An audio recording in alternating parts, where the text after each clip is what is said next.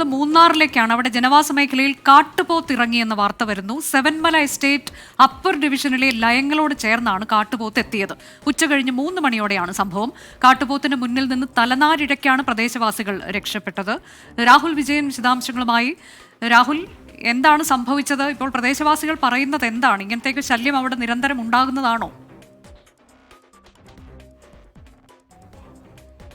അനുജ, കാട്ടുപോത്തിന്റെ ശല്യം ഈ മേഖലയിൽ കഴിഞ്ഞ കുറച്ച് നാളുകളായി അതിരൂക്ഷമാണ് എന്നുള്ളതാണ് പറഞ്ഞിരിക്കുന്നത്. ഇന്നിപ്പോൾ അത് ലയങ്ങളുടെ സമീപത്തേക്ക് എത്തിയിരിക്കുന്നു. ഒരു കുട്ടിയും അതുപോലെ തന്നെ ആ മുതിർന്ന 2 പേരും തലനാരിഴക്കി കാട്ടുപോത്തിന്റെ മുന്നിൽ നിന്ന് രക്ഷപ്പെട്ടു എന്നുള്ളതാണ് നാട്ടുകാർ പറയുന്നത്. എന്തായാലും ഈ പ്രദേശത്തോട് ഇപ്പോഴും ഈ കാട്ടുപോത്ത് ചുറ്റിക്കറങ്ങി നടക്കുന്നു എന്നുള്ളതാണ് മനസ്സിലാക്കാൻ കഴിയുന്നത്. ഉച്ചതിരിഞ്ഞ് 3 മണിയോടുകൂടിയാണ് ഈ കാട്ടുപോത്ത് ആ സെവൻമല എസ്റ്റേറ്റ് അപ്പർ ഡിവിഷന്റെ ലയങ്ങളോട് ചേർന്നിറങ്ങിയത് എന്നുള്ളതാണ് ഏറ്റവും പ്രധാനപ്പെട്ട കാര്യം. വലിയ തരത്തിലുള്ള ആശങ്ക സ്വാഭാവികമായിട്ടും ഇവിടുത്തെ ജനങ്ങൾക്കുണ്ട്. വനംവകുപ്പിന്റെ പ്രത്യേക നിരീക്ഷണം ഈ മേഖലയിൽ ഉണ്ടാകേണ്ടതാണ്. മാത്രമല്ല, ഈ സെവൻമല എസ്റ്റേറ്റ് ഭാഗത്ത് ഇപ്പോൾ കാട്ടാനകളുടെ ശല്യമുണ്ട്. കാട്ടാനയും ഇതിന് സമീപത്തായി നിലയുറപ്പിച്ചിട്ടുണ്ട്. തോട്ടം തൊഴിലാളികൾക്കൊക്കെ ജോലി ചെയ്യാൻ വലിയ ബുദ്ധിമുട്ട് അനുഭവപ്പെടുന്നുണ്ട് എന്നുള്ളതാണ് അവിടെ നിന്ന് ആളുകൾ പറയുന്നത്. അടിയന്തരമായ വനംവകുപ്പിന്റെ ഇടപെടലാണ് ഈ നാട്ടുകാർ ആവശ്യപ്പെടുകയും ചെയ്യുന്നത്.